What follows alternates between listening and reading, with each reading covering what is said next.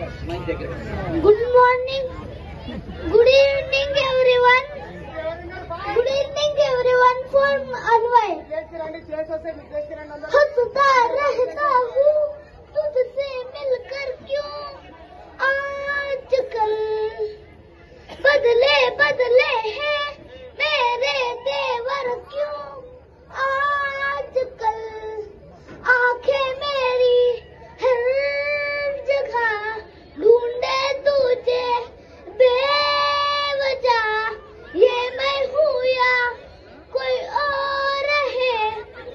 मेरी तरह कैसे हुआ तू इतना जरूरी कैसे हुआ तू इतना जरूरी कैसे हुआ मैं बारिश की बोली समझता नहीं था हवाओं से मैं यूं उलझता नहीं था हसीने में भी कहा थी मुझे ये खबर क्या हाल हो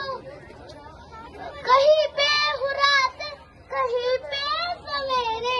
आवारगी ही रहे साथ मेरे ठहर जा ये कहती है तेरी नजर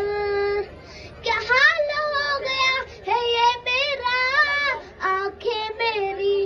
हर जगह ढूंढे तुझे बेवजह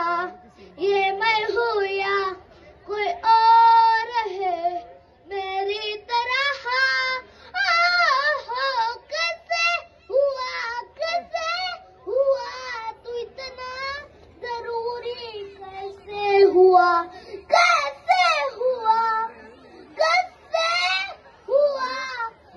तू इतना